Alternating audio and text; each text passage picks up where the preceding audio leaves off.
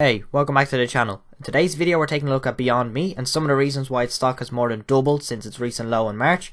Beyond Meat is a Los Angeles based producer of plant-based meat substitutes founded in 2009. It's currently undergoing about a triple digit percentage growth rate in terms of revenue year over year, and has just announced partnerships with Starbucks in China, so it's on a really good range of partnerships and it's continuing to spread to multiple countries.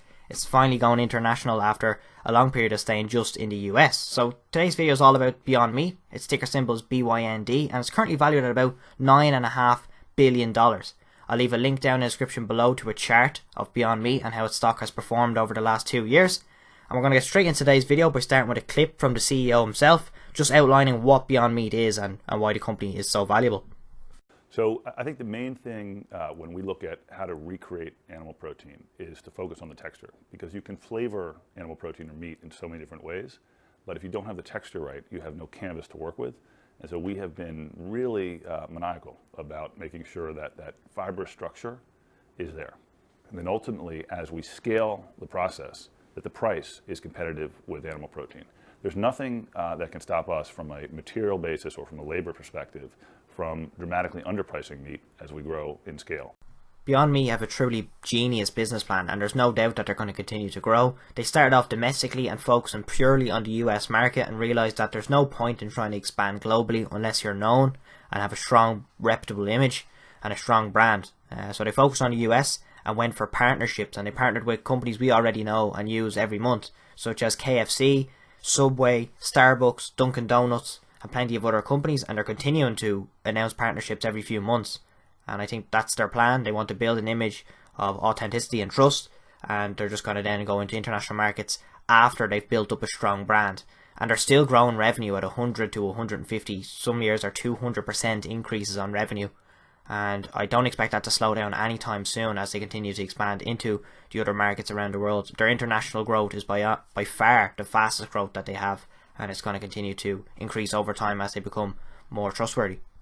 Another piece of good news for Beyond Meat shareholders is the fact that they're rapidly expanding in China. I think the Chinese market is instrumental to the future of Beyond Meat's stock price. If it is going to continue to climb, it does need help from international markets, and that's why they announced a deal with Synodus, which distributes imported goods in China to 4,500 wholesalers, which is very important for, of course, getting their product around, and the distribution is then solved with this company. So let's take a look at Beyond Meat's financials. As you can see, the revenue for 2017 totaled $33 million, 2018 was $88 million, and 2019 was a huge jump up to $298 million. So as you probably noticed by the title, this is not supposed to be an in-depth stock analysis where I go through all financials, assets, liabilities, long-term debt, and reasons why I own the stock. I just go through some of the reasons why people look at it so optimistically and why they think it's a growth stock and how it is a growth stock, and that's why I focus on revenue so often. So that's the reason, but I will do an in-depth analysis on Beyond Meat in a future video. Revenue has been climbing like there's no tomorrow. As you can see, the first quarter of 2020 compared to the first quarter of 2019, of course, more noticeably, you've seen in 2020 the global health crisis, but that did not slow them down. First quarter of 2020 revenue was $97 million. First quarter 2019 revenue was $40 million. That's a 141% increase year over year, almost 2.5 times revenue from the year before, and that's why people are so optimistic and willing to pay premium for this stock.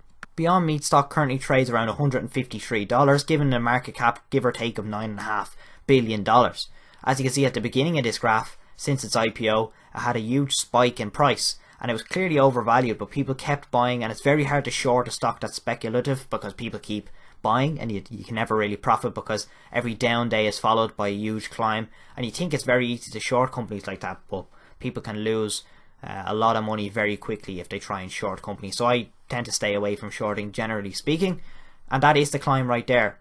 Put into context, 840% increase. People were just buying like it's the next, I don't know, Amazon or Tesla. When it was a meat substitute company, it just didn't make any sense at the beginning, but now it's at an attractive valuation, and we've seen its ability to gain partnerships and gain market share, which is of course the most important thing in business. Do people actually have a demand for your product? And if they do, that's usually a good sign.